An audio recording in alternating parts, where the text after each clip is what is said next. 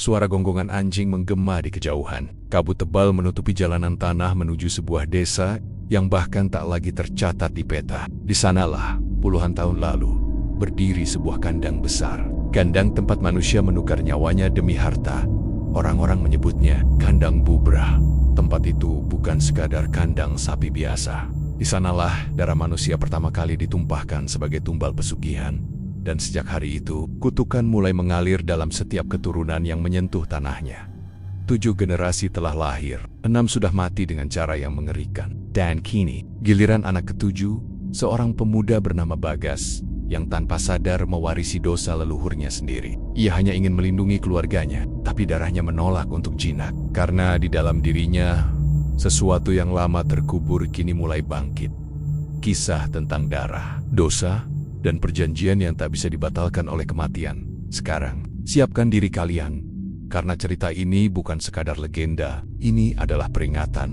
Malam itu hujan turun deras di desa Karangjati. Petir membelah langit, menyinari rami-rama tua yang berdiri di antara pohon bambu yang menjerit tertiup angin. Di rumah paling ujung desa, seorang ibu muda bernama Sulastri menjerit kesakitan di ranjang kayu. Melahirkan anak ke-7-nya, cepat Pat, anak ini mau keluar, teriak dukun beranak Mbak Sarimah sambil menekan perut Sulastri dengan tangannya yang gemetar.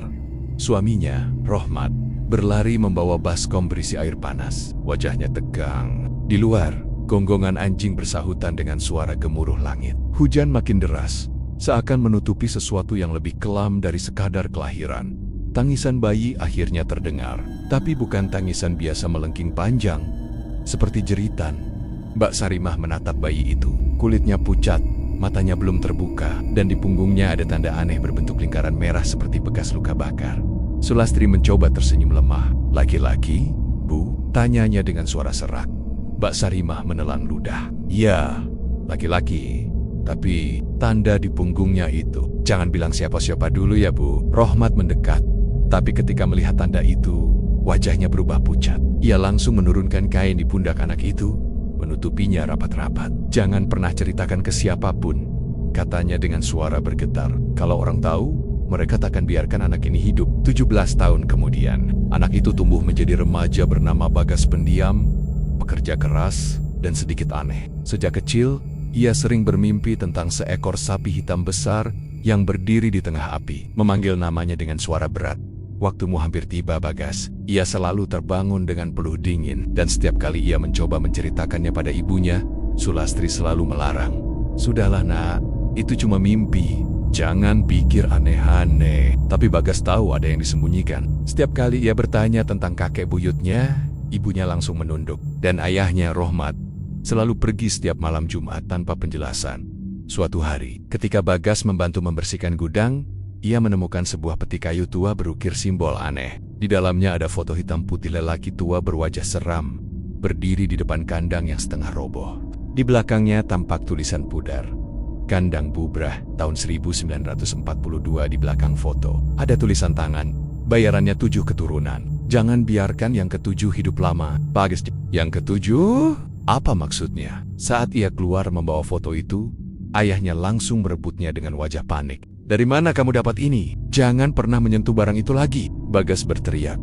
Kenapa, Pak? Apa yang disembunyikan keluarga kita? Rohmat menatapnya dengan mata merah. Kamu seharusnya tidak dilahirkan. Kata-kata itu seperti pisau. Bagas menatap ayahnya tak percaya. Maksud Bapak apa? Tapi sebelum ia sempat mendesak, lampu rumah tiba-tiba padam. Dari luar terdengar suara derap langkah sapi, pelan tapi berat, disertai bau anyir seperti darah.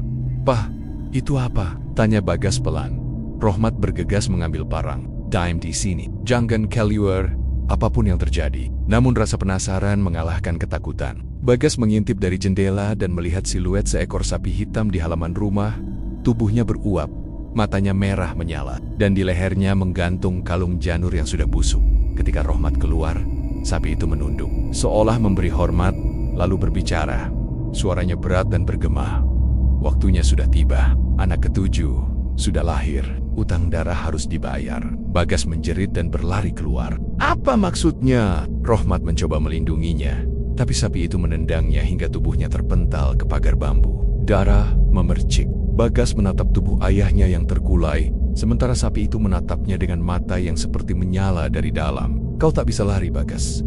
Garis darahmu sudah tertulis di tanah kandang Bubrah. Hujan kembali turun deras. Dan di tengah gemuruh langit, tanda di punggung Bagas mulai membara, seperti terbakar dari dalam. Ia menjerit kesakitan, sementara sapi itu menghilang dalam kabut malam di kejauhan. Suara gonggongan anjing berubah menjadi lolongan panjang, dan di rumah itu, Sulastri hanya bisa menangis memeluk tubuh suaminya yang tak bernyawa. Sementara darahnya menetes ke lantai tanah membentuk pola lingkaran yang sama, seperti tanda di punggung anaknya. Hujan belum juga reda. Air mengalir deras di halaman rumah keluarga Rohmat, membasahi tanah yang kini berbau amis dan hangat oleh darah. Bagas masih berlutut di samping tubuh ayahnya yang dingin, napasnya tersengal-sengal. Matanya tak lepas dari tanda di punggungnya yang masih terasa perih, seperti ada bara yang menempel di kulitnya. Ibu, apa yang sebenarnya terjadi? Suaranya serak, hampir tak keluar. Sulastri hanya menangis, memeluk kepala suaminya. Wajahnya pucat pasi. Kita harus pergi dari sini, Nak. Malam ini juga. Kalau tidak, kamu akan ikut di bawah. Di bawah? Oleh siapa, Bu? Sulastri menatap Bagas dengan mata yang penuh ketakutan. OLEH. Penjaga pesugihan itu. Roh kandang Bubrah. Mereka berdua menghabiskan malam itu dalam ketegangan. Sulastri memaksa Bagas untuk tidak tidur, sementara ia berkemas dengan tergesa-gesa. Di luar, suara sapi itu kadang terdengar lagi geram, dan berat diiringi bau busuk yang semakin pekat, seperti bangkai yang lama dikubur. Ketika fajar mulai muncul, Sulastri menyeret Bagas ke belakang rumah. Dulu kakekmu membuat perjanjian. Pesugihan kandang Bubrah memberi kekayaan luar biasa. Tapi dengan harga, setiap 7 generasi, anak ke-7 harus dikorbankan. Bagas menatap ibunya, tubuhnya gemetar. Jadi aku... Yang berikutnya, Sulastri mengangguk pelan.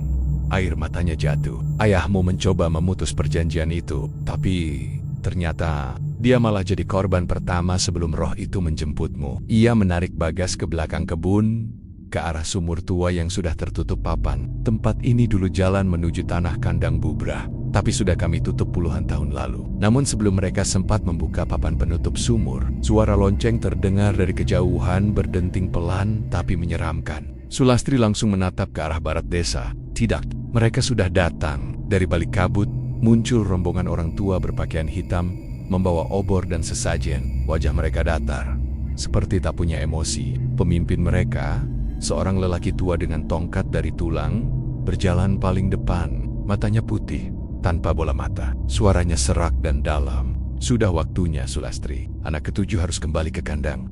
Tidak, aku tidak akan menyerahkan anakku, teriak Sulastri.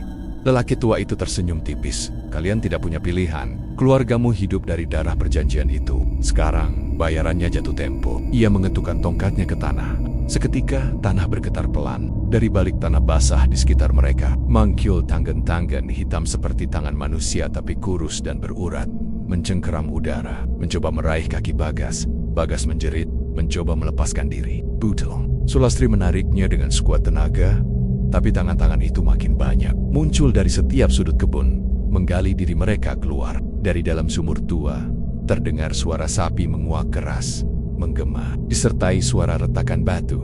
Sulastri menendang papan penutup sumur dan berteriak, "Lompat, Bagas! Lompat ke dalam!" Tanpa berpikir, Bagas melompat. Tubuhnya jatuh ke dalam kegelapan. Sulastri menatap ke bawah sesaat sebelum salah satu tangan mencengkeram lehernya dan menariknya masuk ke tanah. Ceritanya menghilang, menyatu dengan suara hujan.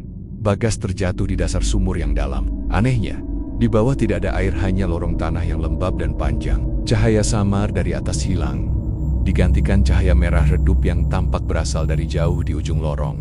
Ia berjalan pelan, menempelkan tangannya ke dinding tanah. Udara di sana panas dan bau belerang, bercampur aroma darah kering. Setiap langkah yang diambil terdengar menggema. Kadang, dari balik dinding tanah, ada suara hembusan napas panjang, seperti ada sesuatu yang mengikuti dari sisi lain.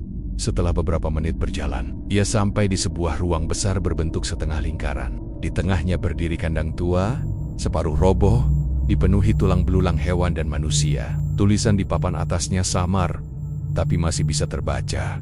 Kandang Bubrah, tempat perjanjian. Bagas menelan ludah, mendekat perlahan. Ketika ia menyentuh pintu kandang, suara berat itu kembali terdengar sama seperti dalam mimpinya. Akhirnya, keturunan terakhir datang juga. Seekor sapi hitam raksasa muncul dari balik kegelapan. Tubuhnya penuh luka terbuka yang mengeluarkan api merah. Matanya menyala, dan di kakinya terikat rantai besar yang menancap ke tanah. "Siapa kau sebenarnya?" teriak Bagas. Sapi itu mengangkat kepalanya. "Aku penjaga perjanjian. Leluhurmu memanggilku dari neraka untuk menukar darahnya dengan emas dan kekuasaan. Tapi tiap 7 keturunan, 1 darah murni harus dikembalikan padaku." Bagas mundur, ketakutan. "Aku tidak akan menyerahkan diriku." Sapi itu tertawa rendah. Suaranya bergema hingga dinding goyah. "Kau tidak bisa melawan takdirmu. Lihatlah, darahmu sendiri memanggilku." Tiba-tiba, tanda di punggung Bagas membara lagi. Ia menjerit, tubuhnya gemetar. Darah merembes keluar, mengalir ke tanah di sekitarnya, membentuk lingkaran merah bercahaya. Dari tanah, muncul wajah-wajah leluhurnya, menatapnya dengan tatapan dingin. "Maafkan kami, Bagas." Salah satu dari mereka berbisik. "Kutukan ini sudah kami mulai. Hanya darahmu yang bisa mengakhirinya." Bagas berteriak. "Tidak, aku tidak mau jadi korban." Ia memungut pecahan rantai dari tanah, mencoba memotong simbol lingkaran darah itu. Tapi setiap kali rantai menyentuh tanah, api merah menyala dan meledak kecil. Kandang itu bergetar, sapi hitam meraung keras, dan dari celah di atas, air hujan mulai menetes, tapi bukan air jernih, melainkan darah. Bagas menatap ke atas. Tubuhnya gemetar di tengah hujan darah. "Kalau memang ini takdirku," gumamnya lirih, "aku akan menghentikan kutukan ini, walau harus mati." Tapi sebelum ia sempat melangkah, suara lain terdengar di belakangnya, lembut namun aneh. "Tidak semua darah harus ditumpahkan, Bagas." Ayai menoleh. Dari kegelapan, muncul seorang perempuan tua berkerudung hitam, membawa lentera kecil. Wajahnya samar, tapi matanya seperti mengenal Bagas. "Siapa kau?" tanya Bagas dengan napas tersengal. Perempuan itu mendekat, menatapnya penuh iba. "Aku, Sarimah, dukun yang menolong ibumu saat kamu lahir. Aku tahu rahasia kandang bubrah. Jika kau ingin lepas dari kutukan ini, kau harus pergi ke tempat asal pesugihan itu, dibuat di tengah hutan larangan, di bawah batu yang tidak bisa diangkat manusia." Bagas menatapnya dengan mata lelah tapi penuh tekad. "Apa yang harus kulakukan di sana?" Mbak Sarimah menatap sapi hitam yang masih meraung di belakangnya. "Kubur darahmu sendiri sebelum tanah ini menelanmu." Lentera di tangan perempuan itu menyala terang, menyilaukan mata Bagas. Saat cahaya itu padam, perempuan itu sudah hilang. Yang tersisa hanyalah kandang tua, hujan darah, dan suara sapi yang makin lama makin dekat. Bagas menggenggam pecahan rantai itu kuat-kuat. "Baik, kalau ini harus dilawan, aku akan melawannya." Ia menatap ke arah lorong gelap di depan, menuju hutan larangan. Di belakang, suara sapi meraung keras untuk terakhir kalinya, menggema hingga ke permukaan. Dan di atas tanah desa Karangjati, hujan yang jatuh kini berwarna merah pekat, menandai dimulainya malam panjang yang baru. Malam itu Bagas berjalan dengan langkah goyah, membawa lentera kecil peninggalan Mbak Sarimah. Udara dingin menusuk tulang. Setiap kali ia menarik napas, hawa busuk seperti bangkai tercium dari arah hutan di utara. Itulah hutan larangan tempat orang-orang desa tidak pernah berani mendekat. Bahkan di siang hari, Bagas tahu, di sanalah jawabannya. Di sanalah asal mula pesugihan yang mengutuk 7 keturunannya. Begitu memasuki hutan, suasananya langsung berubah. Sunyi, tidak ada suara jangkrik, tidak ada angin. Bahkan suara langkahnya sendiri terasa seperti teredam. Pohon-pohon di sana tinggi dan aneh. Kulit batangnya hitam mengilap, dan akar-akarnya menjalar seperti urat besar. Sesekali dari balik kabut terdengar bisikan samar. "Kau datang terlambat, Bagas. Darahmu sudah dipanggil." Bagas menoleh cepat, tapi tak ada siapapun. Lentera di tangannya bergetar, apinya menari-neri. "Siapapun kau, jangan goda aku. Aku datang untuk mengakhiri semua ini." Teriaknya lantang, namun suaranya seolah ditelan udara. Lalu tiba-tiba gelap total. Lentera padam, seolah dihisap oleh kegelapan. Hening. Lalu di belakangnya terdengar suara derap kaki 4. Perlahan tapi berat, seperti seekor sapi besar. "Tidak, bukan sekarang," bisik Bagas panik. Ia berlari di antara pohon, tapi tanah hutan seperti hidup akar-akar menggeliat, menjerat pergelangan kakinya, menariknya jatuh. Ketika ia menoleh, di antara kabut muncul sosok sapi hitam raksasa itu lagi. Tubuhnya kini tampak lebih utuh, matanya merah menyala, dan dari hidungnya keluar asap panas. "Kau tak bisa lari dariku, darah muda. Kau lahir untuk kembali padaku." Bagas merangkak, memungut batu dan melemparkannya ke arah sapi itu. Batu itu menembus kabut, tapi seketika mencair seperti lilin. Ia berteriak, "Aku tidak akan jadi korbanmu." Sapi itu menunduk, lalu berlari menerjang. Suara tanah bergemuruh, tapi sebelum tubuh besar itu menyentuhnya, tiba-tiba tanah di bawah Bagas runtuh, membawanya jatuh ke lorong bawah tanah yang gelap dan dalam. Ia terjatuh di ruangan batu besar. Cahaya merah samar menyala dari retakan dinding, membuat ruangan itu terlihat seperti perut bumi. Di tengah ruangan itu berdiri sebuah batu raksasa, bulat dan licin, dengan ukiran wajah manusia di permukaannya. Matanya tertutup, tapi dari mulut ukiran itu menetes cairan hitam pekat. Bagas melangkah perlahan mendekat. Suara-suara berbisik mulai terdengar lagi. Kali ini lebih jelas suara lelaki, perempuan, anak-anak semuanya berbicara bersamaan. "Batu itu menahan darah kami, darah yang dipersembahkan. Bukalah, dan kau akan tahu kebenarannya." Bagas menggigil. Ia meraba permukaan batu itu, hangat seperti daging hidup. Saat ia menempelkan telinganya, terdengar detak jantung. "Ini bukan batu biasa," gumamnya. Tiba-tiba, di dinding ruangan, muncul bayangan sebuah siluet perempuan tua berjubah hitam. "Mbak Sarimah, kau sudah sampai," katanya pelan. "Itulah batu perjanjian. Dulu leluhurmu membuatnya bersama iblis dari hutan ini. Batu itu menampung darah 7 korban dari 7 keturunan. Bagaimana cara menghentikan kutukannya?" tanya Bagas dengan nada mendesak.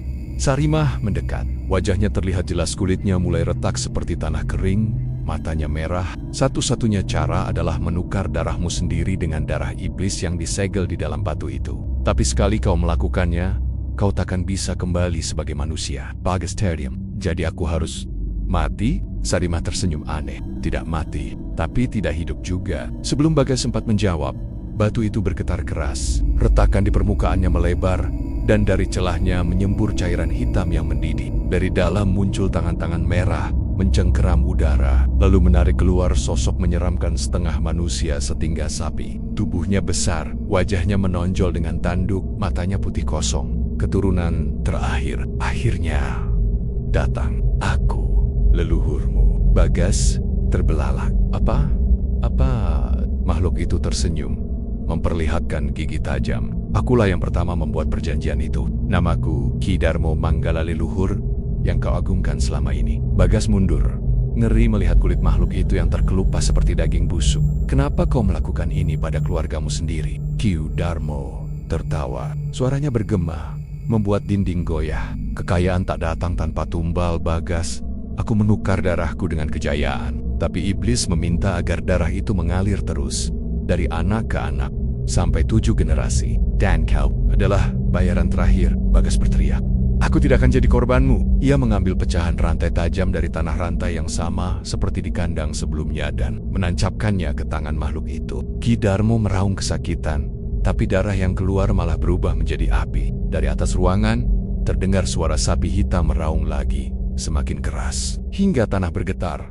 Sarimah menjerit Bagas, "Batu itu harus dihancurkan sekarang. Gunakan darahmu." Bagas menatap batu itu. Ia ragu, tapi melihat makhluk leluhurnya mendekat dengan tatapan haus darah. Ia menggenggam rantai itu kuat-kuat dan menusuk telapak tangannya sendiri. Darahnya menetes ke permukaan batu, mengeluarkan suara mendesis seperti besi panas disiram air. Tiba-tiba, ruangan itu diselimuti cahaya merah menyala. Bata bergetar, wajah ukirannya membuka mata, dan dari dalam mulut batu itu keluar teriakan ribuan suara yang menyayat telinga. Api menyembur ke langit-langit, dan tanah mulai retak. Ki Darmo menjerit, mencoba menahan batu itu agar tidak pecah. Kalau batu itu hancur, darah seluruh leluhurmu akan lenyap. Kau juga akan ikut musnah." Bagas berteriak di tengah ledakan api. Lebih baik hilang daripada hidup dalam kutukan. Ia mendorong batu itu sekuat tenaga. Batu itu terbelah dua dengan suara gemuruh. Dari dalamnya keluar kabut hitam pekat, diikuti jeritan mengerikan. Ki Darmo lenyap tertelan api. Suara sapi hitam di atas tanah memekik panjang, lalu hilang. Bagas terlempar ke dinding. Tubuhnya penuh luka. Pandangannya kabur, tapi sebelum pingsan, ia sempat melihat tangan perempuan tua Sarimah menyentuh wajahnya. "Kau telah memutus rantai darah, tapi kutukan belum sepenuhnya hilang. Ingat, Bagas, darah tidak pernah benar-benar kering." Saat Bagas sadar, fajar sudah menyingsing. Ia terbaring di tengah hutan, di bawah pohon besar. Hujan darah telah berhenti. Udara terasa segar, tapi tanah di sekitarnya kini hitam seperti arang. Batu besar yang tadi menghantui generasinya tidak ada lagi. Bagas mencoba bangun, tapi ketika ia menatap tangannya, ia melihat uret-uret merah gelap menjalar di kulitnya. Dari kejauhan, samar-samar terdengar suara sapi menguak. Tapi kali ini suaranya berasal dari dalam dirinya sendiri. Ia menatap bayangannya di genangan air. Matanya kini tidak sepenuhnya manusia. Matahari pagi menembus pepohonan hutan larangan, tapi cahaya itu terasa asing seperti tak mampu menyingkirkan kegelapan yang menempel di tanah. Bagas duduk bersandar di batang pohon besar. Tubuhnya lemas, tangannya bergetar saat menyentuh wajahnya sendiri. Kulitnya terasa hangat dan berdenyut, seolah ada sesuatu yang bergerak di bawahnya.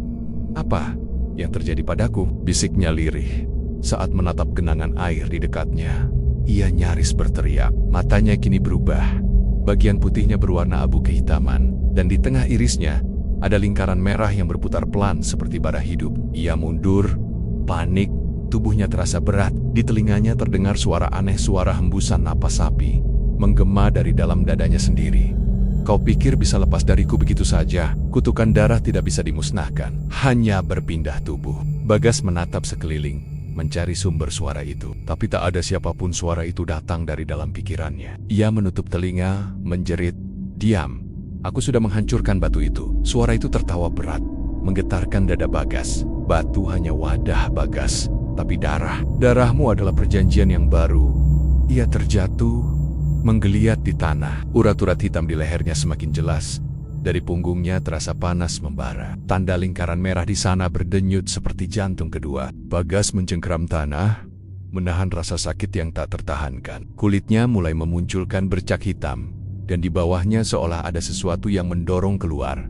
Akhirnya rasa sakit itu berhenti. Napasnya berat. Ia menatap kedua tangannya dan terdiam ngeri. Kuku-kukunya kini memanjang seperti cakar, dan di ujung jari-jari Nia ada bekas darah segar. Ia tidak tahu milik siapa. Beberapa jam kemudian, Bagas berjalan keluar dari hutan dengan langkah gontai. Bajunya koyak, tubuhnya kotor oleh lumpur hitam. Saat ia tiba di jalan desa, orang-orang menatap dengan wajah ngeri. Seorang ibu berbisik pada anaknya, Itu anak Rohmat. Dia masih hidup, tapi mereka tak mendekat. Mereka justru mundur perlahan. Wajah mereka pucat ketakutan. "Kenapa kalian melihatku begitu?" tanya Bagas dengan suara serak. Tak ada yang menjawab, hingga seorang lelaki tua, kepala dusun, maju dan berteriak, "Kau bukan manusia lagi, Bagas. Lihat matamu itu. Kau membawa sial ke desa ini." Bagas menatap mereka satu persatu, bingung dan marah. "Aku tidak bermaksud jahat, aku ingin menghentikan kutukan ini." Namun tiba-tiba seorang pemuda melempar batu ke arah Bagas. Batu itu menghantam dadanya, dan sesuatu di dalam dirinya yang ia coba tahan sejak tadi bangkit. Matanya menyala merah, dari tengkuknya keluar asap hitam pekat, dan suara menggelegar muncul dari tenggorokannya, raungan sapi besar yang memecah udara. Orang-orang menjerit dan berlarian. Bagas memegangi kepalanya, berusaha menahan amarah yang mendidih. "Tidak, jangan. Aku bukan monster."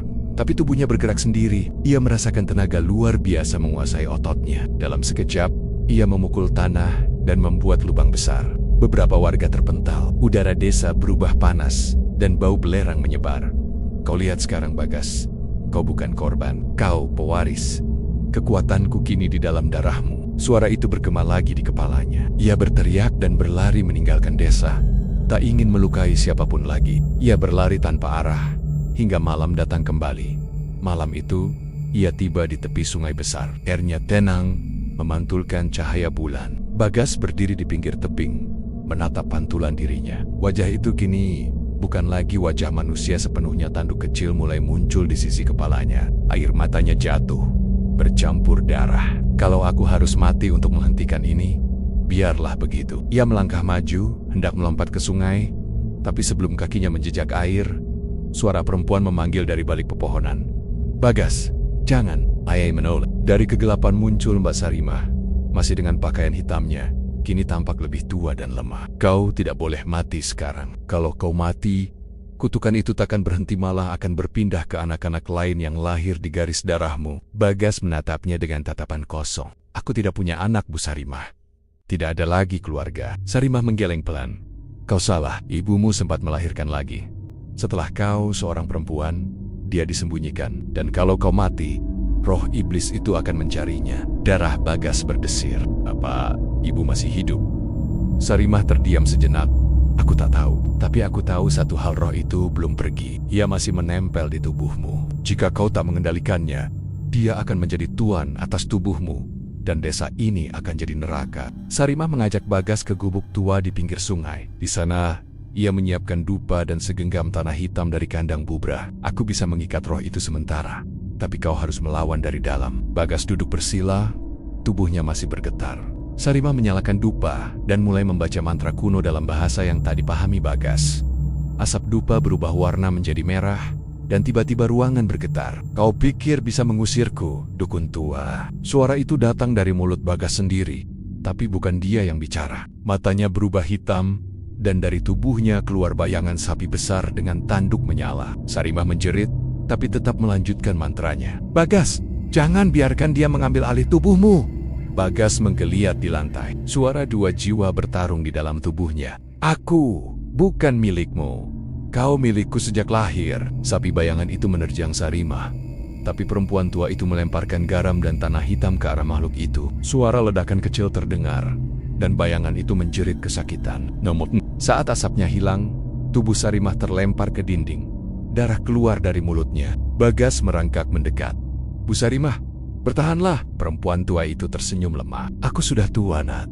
Tapi kau masih bisa menyelamatkan adikmu. Temui dia sebelum roh itu menemukannya duluan. Bagas menggenggam tangannya. Di mana? Aku harus mencarinya. Sarimah berbisik pelan, hampir tak terdengar.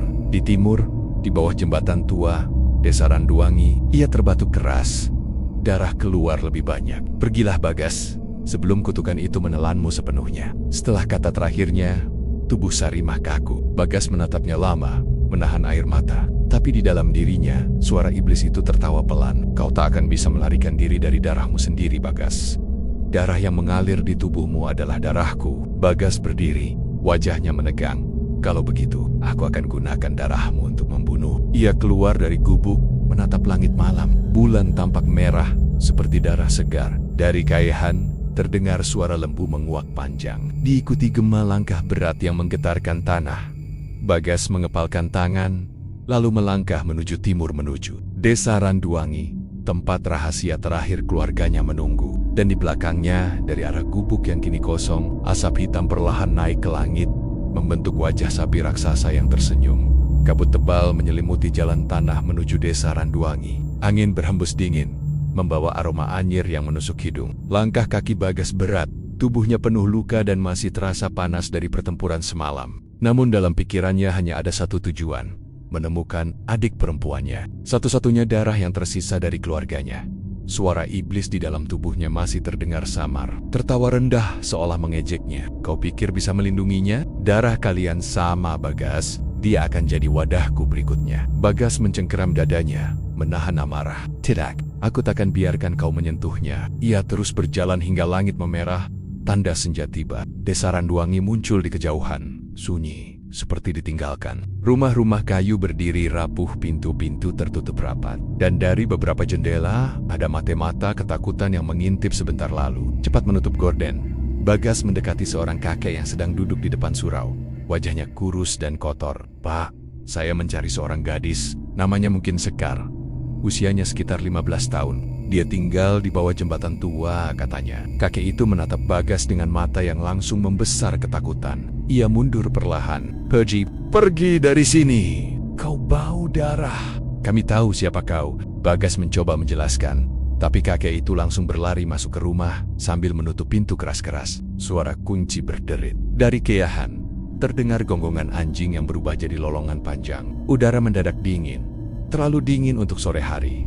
Bagas berjalan menuju jembatan tua di ujung desa. Jembatan itu tampak tua dan lapuk, setengah ambruk ke sungai yang berair hitam pekat. Di bawahnya, ada sebuah gubuk kecil dari bambu, beratap rumbia. Asap tipis mengepul dari cerobong tanah liat di atasnya. Ia menunduk dan perlahan turun ke bawah jembatan. Sekar, panggilnya pelan. Namamu Sekar kan? Kakakmu, Bagas. Tak ada jawaban. Ia melangkah mendekat ke gubuk. Bau dupa samar tercium. Ketika ia membuka pintu, pemandangan di dalam membuat darahnya dingin. Di lantai, ada lingkaran garam dan di tengahnya duduk seorang gadis muda dengan rambut panjang berantakan. Matanya tertutup kain putih. Di sekelilingnya tergantung 7 kepala sapi yang sudah mengering. Masing-masing meneteskan cairan hitam dari mulutnya. Gadis itu berbisik, suaranya serak tapi pelan, seperti mengenalinya. Kau datang juga, Kak Bagas, terpaku. Seka, benar kau. Gadis itu tersenyum lemah tanpa membuka kain penutup matanya. Aku sudah menunggumu lama. Ibu bilang kalau kau berhasil keluar dari hutan, berarti waktuku sudah dekat. Waktumu? Maksudmu apa? Sekar menunduk. Mereka sudah menandai aku kah? Semenjak aku lahir. Ia membuka kain dari matanya. Bagas tertegun. Matanya bukan seperti manusia. Bola matanya berwarna abu-abu dengan pupil merah kecil di tengahnya. Mirip seperti matanya sendiri. Dari dahi Sekar, tampak bekas goresan berbentuk segitiga. Apa yang mereka lakukan padamu? Tanya Bagas gemetar. Sekar memandangi lingkaran garam di sekitarnya. Mereka mencoba menahan sesuatu. Aku mendengar suara setiap malam. Sama seperti kau. Suara sapi. Tapi milikku memanggil dengan lembut. Ia bilang aku harus menerima warisan darah sebelum kau menghancurkannya. Bagas mulai sadar sesuatu. Seka, suara itu bukan pelindung. Itu iblis yang menempel pada darah kita. Gadis itu menunduk. Bibirnya bergetar. Terlambat, Kak. Ia sudah masuk ke dalamku. Dan seketika, semua dupa di ruangan padam bersamaan. Angin kencang bertiup, membuat kepola sapi di langit berayun keras. Sekar menegakkan tubuhnya. Wajahnya kini dingin. Suaranya berubah lebih berat, lebih dalam. Kau memutus rantai di tubuhmu, Bagas. Tapi darahnya mencari wadah lain. Dan adalah wadah yang sempurna. Teriak Bagas. Ia masuk ke dalam lingkaran garam. Tapi segera terhenti karena tubuhnya seperti terbakar. Lingkaran itu ternyata sudah menjadi penyegel. Dan hanya roh yang bisa menembusnya. Sekar berdiri perlahan, matanya menyala merah. Dari punggungnya muncul bayangan sapi raksasa. Lebih besar dan lebih jelas dari sebelumnya. Ibu bilang, darah ketujuh harus bersatu kembali. Maka semua penderitaan akan berakhir. Bagas mundur. Ketakutan bercampur sedih. Sekar, dengarkan aku. Kau harus melawan dia. Sekar tersenyum miring. Kau tak paham. Aku tak mau melawan. Aku ingin kekuatan ini. Dengan darahmu dan darahku bersatu, kita bisa hidup abadi. Suara iblis di kepala Bagas ikut tertawa pelan. Menindih pikirannya. Lihat, Bagas, dia tidak melawanku. Dia memanggilku. Kau melawan darahmu sendiri. Bagas berlutut, berusaha menahan raungan dalam pikirannya. Tidak, aku tidak akan biarkan dia diambil. Ia menatap lingkaran garam, lalu merobek bajunya. Di dadanya, simbol lingkaran merah kini berdenyut cepat. Ia menggigit jarinya hingga berdarah, lalu mencoretkan darah itu di tanah membentuk simbol baru. Suara dalam dirinya menjerit, tapi ia terus menggambar simbol itu dengan gemetar.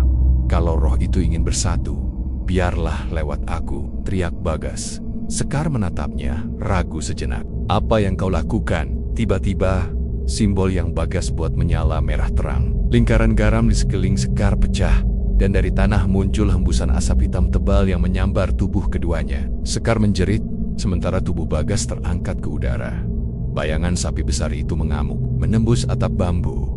Suaranya seperti ribuan raungan sekaligus. Dari mata Sekar mengalir darah. Kak Bagas, lepaskan. Aku tak sanggup. Bagas berteriak di tengah pusaran asap. Lebih baik aku yang nanggung semuanya. Ia memeluk tubuh Sekar, memaksakan darahnya mengalir ke tubuh adiknya. Simbol di dada Bagas berpindah ke tubuh Sekar. Menyala sejenak, lalu padam. Asap hitam menghilang. Sekar jatuh pingsan di lantai. Bagas berdiri dengan napas tersengal. Wajahnya pucat. Ia merasakan sesuatu di dalam tubuhnya mulai tenang, lalu dingin. Suara iblis di dalam pikirannya berkata pelan, seperti berbisik dari kejauhan.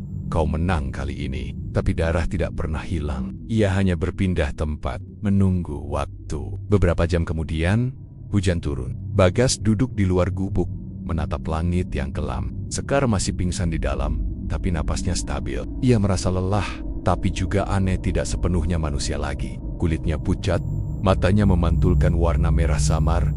Saat ia menatap ke sungai, ia melihat pantulan dirinya bukan manusia. Wajahnya mulai menyerupai Kyu Darmo, leluhur yang dulu dikutuk. Bagas menutup wajahnya, menangis dalam diam. Kalau harus begini, aku akan menanggung semuanya, asal Sekar bisa hidup normal. Namun dari kejauhan, di balik pepohonan, tampak bayangan sapi hitam berdiri diam menatapnya. Matanya menyala, dan di lehernya tergantung kalung janur yang sama seperti di malam ayahnya mati. Kau pikir bisa melindunginya selamanya, Bagas? Dia darahku juga. Dan saat waktunya tiba, Aku akan menjemputnya. Bagas menatap ke arah bayangan itu dengan amarah dan ketakutan yang bercampur. Kalau kau datang lagi, aku akan menunggumu. Sapi itu menghilang di kabut. Hanya menyisakan bau anyir dan suara lonceng kecil berdentang di kejauhan. Saat fajar tiba, Sekar akhirnya sadar. Ia melihat Bagas duduk di depan, menatap matahari. Kak, apa yang terjadi? Bagas menoleh pelan, tersenyum tipis. Kau aman sekarang? Istirahatlah. Sekar menatap kakaknya lama, lalu melihat tangan Bagas. Kulitnya kini kehitaman dan berurat merah. Kak, tanganmu. Bagas hanya menatapnya dengan tenang. Tak apa, yang penting kau hidup. Namun di balik ketenangan itu, ia tahu satu hal. Kutukan belum hilang. Ia hanya memindahkan beban itu ke dirinya sendiri dan jauh di dalam hatinya. Suara itu masih berbisik pelan. Kau akan jadi raja baru kandang bubrah. Darahmu akan memanggil darah yang lain. Bagas menatap matahari yang terbit perlahan di balik kabut. Untuk pertama kalinya, sinar pagi itu terasa dingin. 3 hari berlalu sejak kejadian di bawah jembatan tua. Desa Randuangi kini diliputi kabut yang tak kunjung sirna. Meski matahari sudah tinggi setiap pagi, burung-burung enggan terbang di atas desa itu, dan anjing-anjing terus melolong tanpa henti, seolah merasakan sesuatu yang tak kasat mata sedang berkeliaran di tengah kabut itu. Bagas duduk di depan gubuk, menatap air sungai yang mengalir pelan. Tubuhnya makin kurus, kulitnya pucat, dan matanya kini tak lagi sepenuhnya manusia. Setiap kali ia memejamkan mata, ia bisa melihat bayangan seekor sapi hitam dengan tanduk berasap berdiri di tengah ladang yang terbakar. Bagas, waktumu sudah dekat. Tak ada yang bisa melawan darahmu sendiri. Suara itu masih menggema di kepalanya. Suara Ki Darmo, leluhur terkutuk yang dulu membuat perjanjian dengan iblis kandang bubrah. Bagas menggeleng, mencoba mengusirnya. Ia tahu bahwa setiap kali suara itu muncul, bagian dirinya yang manusia mulai terkikis sedikit demi sedikit. Di dalam gubuk, Sekar sedang beristirahat. Ia tampak lebih sehat, tapi masih lemah. Saat Bagas memeriksanya, ia terkejut melihat luka berbentuk lingkaran merah samar muncul di bahu adiknya, mirip seperti tanda yang dulu ia miliki. Sekar, tanda ini dari mana? Tanya Bagas tegang. Gadis itu menatap kakaknya dengan mata setengah kosong. Aku bermimpikah tentang sapi besar yang menunduk di hadapanku? Ia berkata, aku akan jadi ratu dari darah kita. Katanya, kau akan jadi rajanya. Bagas terdiam, tubuhnya kaku. Itu bukan mimpi, Sekar. Itu peringatan. Sekar menggigit bibir. Tapi, di mimpi itu aku merasa tenang. Aku tidak takut. Justru itu yang berbahaya, kata Bagas lirih. Kalau kau mulai merasa damai dengan mimpi itu, artinya dia sudah masuk terlalu dalam. Suara petir menggelegar di luar, padahal langit masih cerah. Seketika udara di dalam gubuk berubah dingin. Dari luar terdengar derap langkah, berat, pelan, tapi ritmenya seperti langkah manusia yang membawa sesuatu besar. Bagas berdiri, mengambil parang yang tersisa. Ia berjalan keluar, bersiap menghadapi apapun. Namun yang datang bukan makhluk, melainkan 3 orang laki-laki berpakaian hitam dengan kepala ditutupi kain. Mereka membawa dupa dan kendi tanah liat di tangan. Salah satu dari mereka berlutut di depan Bagas, raja baru kandang bubrah. Kami datang untuk melayani. Bagas mengerutkan kening. Apa yang kalian katakan? Aku bukan raja kalian! Pria itu menunduk dalam-dalam. Kau adalah darah ke-7. Ki Darmo memilihmu sejak kau lahir. Kami para penjaga darah hanya menunggu saatmu bangkit. Bagas menatap mereka dengan jijik. Kalian yang membuat desa-desa ini mati ketakutan. Pria itu tersenyum. Tak ada yang mati sia-sia. Bagas, mereka semua adalah persembahan agar darahmu tetap hidup. Tiba-tiba, dari kendi yang mereka bawa, keluar asap hitam yang membentuk wujud kepala sapi. Bau amis dan busuk memenuhi udara. Pria itu menunduk makin dalam. Kami hanya ingin yang satu, agar kau menerima warisanmu sepenuhnya. Bagas melangkah mundur. Parangnya bergetar di tangannya sendiri. Dari dalam tubuhnya, suara Ki Darmo bergema lagi. Lihatlah mereka. Bagas, mereka adalah umatmu. Mereka menunggumu berkuasa lagi. Kau hanya perlu mengucapkan satu kalimat. Tidak, aku tidak akan jadi seperti kau, teriak Bagas. Namun tubuhnya tiba-tiba kaku, matanya memerah. Dan dari bawah kulitnya, urat-urat hitam mulai merayap ke leher dan lengan. Ia mencoba melawan, tapi seolah ada kekuatan besar yang menarik jiwanya keluar.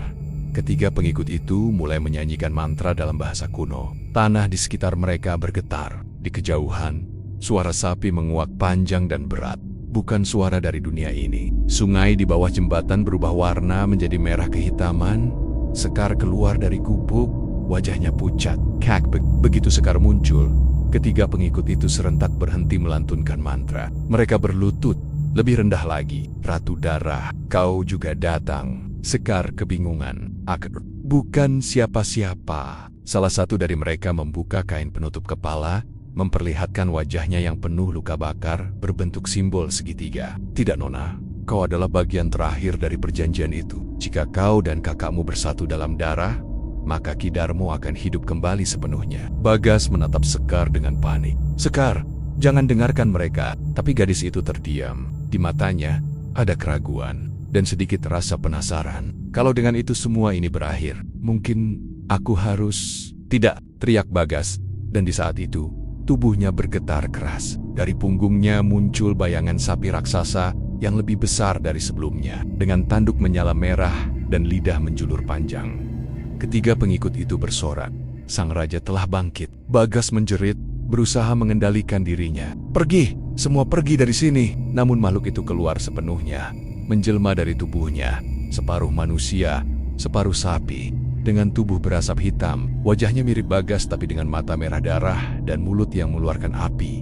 Sekar menjerit ketakutan. Kak, tolong hentikan, tapi Bagas tak bisa. Tangannya mencakar tanah, menciptakan retakan panjang yang mengeluarkan asap belerang. Ia berusaha menahan tubuhnya agar tidak menyerang, tapi roh kandang bubrah kini sepenuhnya mengambil alih. Akhirnya, aku kembali. Suara itu keluar dari dua mulut sekaligus, dari makhluk itu dan dari mulut Bagas sendiri. Desa Randuangi mulai berguncang. Rumah-rumah di kejauhan roboh, hewan-hewan berlari panik. Kabut menebal hingga tak ada lagi cahaya yang masuk. Bagas berteriak di antara penderitaannya, tapi tubuhnya terus berubah. Tulang-tulangnya merekah, kulitnya mengeras seperti batu, dan tanduk tumbuh dari pelipisnya. Ketiga pengikut itu bersujud. Hiduplah Raja Kandang Bubrah, pewaris darah abadi. Namun sebelum mereka selesai memuja, makhluk itu mengamuk. Dengan satu ayunan tangan besar, tubuh mereka terlempar dan hancur. Roh iblis itu ternyata tidak ingin sekadar dipuja. Ia ingin bebas.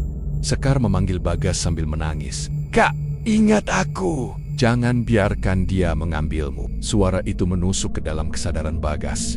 Ia berusaha keras, menahan kendali meski tubuhnya terbakar dari dalam. Ia menatap adiknya. Matanya berganti warna dari merah ke hitam, lalu kembali ke coklat. Berganti cepat seperti dua jiwa berebut tubuh yang sama. Masih di sini, Sekar, serunya Parau. Sekar berlari, memeluk tubuh kakaknya yang kini sebagian berubah menjadi makhluk hitam itu. Asap dan api menyelimuti keduanya, tapi pelukan itu membuat sesuatu retak di dalam roh iblis. Apa yang kau lakukan, gadis bodoh? Aku hanya ingin kakakku kembali. Cahaya putih tiba-tiba muncul di antara mereka. Cahaya yang sama seperti yang dulu keluar dari batu pesugihan. Makhluk itu menjerit keras. Suaranya menggema sampai ke seluruh desa. Tidak, ini bukan waktuku. Darah ini belum lengkap. Tubuh Bagas meledak dalam semburan cahaya merah dan asap hitam. Sekar terpental jauh, menabrak dinding gubuk dan pingsan. Ketika ia sadar, pagi sudah tiba. Gubuk itu terbakar separuhnya, tapi api sudah padam. Bagas tidak ada dimanapun, yang tersisa hanyalah cap berbentuk tanduk sapi terbakar di tanah. Dan di tengahnya sebuah kalung janur yang dulu tergantung di leher makhluk itu. Sekar memungut kalung itu dengan tangan gemetar. Air matanya menetes, membasahi tanah yang masih hangat. Bagas, kau di mana? Suara lembut menjawab dari kejauhan, seperti angin berbisik. Aku masih di sini, Sekar. Tapi jangan cari aku. Kalau kau melihatku lagi, artinya aku bukan manusia lagi. Sekar menatap ke arah sungai yang berkelok ke timur, di mana kabut perlahan bergerak mengikuti arus. Dan di tengah kabut itu, ia melihat bayangan besar dengan tanduk panjang berjalan menjauh, perlahan menghilang. Desa Randuangi tenang hari itu. Tapi malamnya, orang-orang mendengar raungan sapi dari hutan sebelah timur. Diikuti suara dentang lonceng dan langkah berat seperti tanah diguncang. Beberapa orang bersumpah melihat sosok tinggi berwajah manusia namun bertanduk, berjalan sambil membawa obor merah. Sejak malam itu, mereka menyebutnya Raja Baru Kandang Bubrah. Dan di antara bisikan-bisikan warga, nama Bagas perlahan menghilang. Hanya tersisa legenda tentang anak ketujuh yang menolak iblis, tapi akhirnya menjadi iblis itu sendiri. 2 tahun telah berlalu sejak malam mengerikan di Desa Randuangi. Desa itu kini kosong. Tak ada satupun penduduk yang tersisa, semua pergi setelah mendengar raungan dan langkah berat setiap malam dari arah timur. Di tempat itulah Legenda baru mulai lahir tentang sosok bertanduk yang berjalan membawa obor merah. Penjaga gerbang dunia antara manusia dan iblis. Namanya Bagas, atau seperti mereka menyebutnya sekarang Raja Baru Kandang Bubrah. Sementara itu, jauh di ujung dusun lain yang masih tersisa kehidupan, Sekar hidup dalam pelarian. Ia menutupi identitasnya, bekerja sebagai pembantu di rumah seorang janda tua bernama Bu Wanti.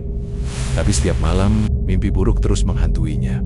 Dalam mimpinya, ia melihat kakaknya berjalan di ladang penuh tulang sapi. Matanya merah membara, tubuhnya separuh manusia, separuh makhluk hitam. Sekar, waktumu hampir tiba. Darah kita belum selesai menebus dosa leluhur. Setiap kali mimpi itu datang, Sekar terbangun sambil menjerit. Dan malam ini, mimpi itu terasa berbeda lebih nyata. Saat ia membuka mata, jendela rumah Bu Wanti sudah terbuka lebar. Di luar sana, kabut menebal, dan suara lonceng kecil bergemerincing pelan. Sekar tahu, Bagas memanggilnya, ia tak bisa lari lagi. Kutukan itu harus berakhir di tempat di mana semuanya bermula kandang Bubrah. Sekar mempersiapkan diri. Ia membawa segenggam garam, tanah dari makam Bu Sarimah, dan seutas janur yang dulu Bagas tinggalkan di tanah. Dengan langkah berat, ia memulai perjalanan menuju hutan terlarang itu. Langit malam tampak labu, dan di kejauhan petir menyambar, menyinari pohon-pohon tua yang tampak seperti sosok manusia membungkuk. Setiap langkah semakin berat. Tanah di bawahnya terasa lembek dan berdenyut seperti daging hidup. Bau amis darah menguar.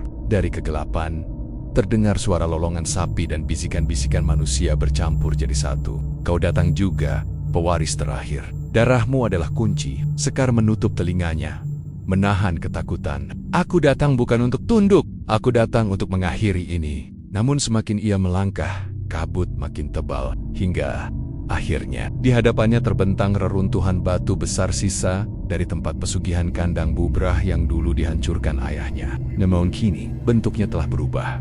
Batu-batu itu tersusun kembali membentuk gerbang melingkar dari tulang dan tanah merah. Di tengahnya menyala api hitam seperti hidup. Udara di sekitar bergetar pelan. Dari dalam api itu, muncul bayangan tinggi besar. Tanduknya menjulang, matanya merah menyala. Sekar, suara itu dalam, bergema seperti ribuan gema bersamaan. Sekar menatapnya, tubuhnya bergetar. Bagas, makhluk itu melangkah keluar dari api. Separuh tubuhnya masih menyerupai manusia, wajah Bagas masih ada di sana. Tapi kulitnya hitam seperti arang, matanya merah, dan dari punggungnya menjulur tulang-tulung yang membentuk tanduk tambahan. Kenapa kau datang? Tanyanya. Suaranya parau dan dalam. Kutukan ini bukan untukmu lagi. Sekar menggenggam janur di tangannya. Aku datang untuk membebaskanmu, Kak. Bagas tertawa, suaranya seperti petir yang bergulung. Membebaskanku? Kau pikir aku masih bisa diselamatkan? Aku tahu kau masih di dalam sana. Aku tahu karena aku masih mendengar suaramu di mimpiku. Tiba-tiba angin berputar, tanah bergetar, dan dari dalam gerbang keluar bayangan-bayangan manusia tanpa wajah. Mereka merangkak di tanah, mengelilingi Sekar. Suara mereka bergema, darah harus dibayar darah. 7 keturunan, belum lunas. Sekar memejamkan mata, menaburkan garam ke sekeliling tubuhnya. Lingkaran putih terbentuk, dan para bayangan itu menjerit kesakitan. Bagas menyipitkan mata, sedikit mundur. Apa yang kau lakukan? Bu Sarimah mengajarkanku, kata Sekar dengan napas terengah. Kutukan darah bisa diputus hanya dengan pengorbanan darah terakhir. Bagas menatapnya dalam-dalam. Kau ingin mati? Itu tidak akan mengubah apapun. Kekuatan ini akan mencari tubuh lain. Sekar meneteskan air mata. Kalau begitu, biar aku yang jadi penutupnya. Ia mengambil pisau kecil dari dalam saku, menggoreskan ujungnya ke telapak tangan, lalu menggambar simbol lingkaran di tanah dengan darahnya. Tanah bergetar hebat, dan api hitam dari gerbang mulai menyusut. Bagas menjerit marah. Berhenti, kau akan membakar seluruh darah kita. Sekar menatapnya dengan mata yang kini bersinar putih. Justru itu yang kuinginkan. Ia menancapkan pisau ke tanah di tengah lingkaran darah. Seketika cahaya putih menyala terang, menyilaukan seluruh hutan. Bayangan-bayangan hitam menjerit kesakitan, satu persatu hancur jadi debu. Bagas berusaha melangkah mendekat, tapi tubuhnya seperti ditarik dua arah antara dunia manusia dan dunia iblis. Sekar, jangan, aku tidak ingin kau mati karena aku. Sekar tersenyum, air matanya mengalir. Kau sudah mati 2 tahun lalu, Kak. Sekarang saatnya kita berdua pergi. Cahaya makin kuat. Bagas berteriak keras. Suaranya berubah jadi raungan sapi besar. Tanduknya patah, kulitnya retak, dan dari tubuhnya keluar asap hitam yang berputar ke langit. Suara ribuan jiwa menjerit bersamaan. Sekar menutup matanya. Tubuhnya ikut tersedot ke dalam pusaran itu, lalu hening ketika pagi datang. Hutan kandang bubrah sudah tak seperti sebelumnya. Kabut, tanah yang dulunya hitam kini kering. Gerbang tulang menghilang, hanya menyisakan lingkaran tanah merah di tengahnya, dan di tengahnya tertanam 2 janur yang terikat menjadi satu penduduk. Desa yang berani masuk beberapa hari kemudian bersumpah mendengar suara samar dari arah lingkaran itu, suara lembut. Laki-laki dan perempuan yang bercakap pelan. Akhirnya kita bebas, Sekar. Ya, Kak. Tak ada darah lagi yang perlu menebus dosa. Namun, malam hari itu, di desa paling pinggir seorang bayi lahir. Tangisnya keras. Tapi setiap kali ia menangis, lonceng kecil di kandang sapi bergemerincing sendiri. Padahal tak ada angin. Ibunya berkata dengan gemetar, dia lahir dengan tanda aneh di dadanya. Seperti tanduk kecil. Dan di kejauhan, dari arah hutan yang kini disebut tanah terlarang bubrah, terdengar suara lembut tapi menakutkan. Darah tak pernah benar-benar hilang, hanya menunggu tubuh baru untuk dilahirkan.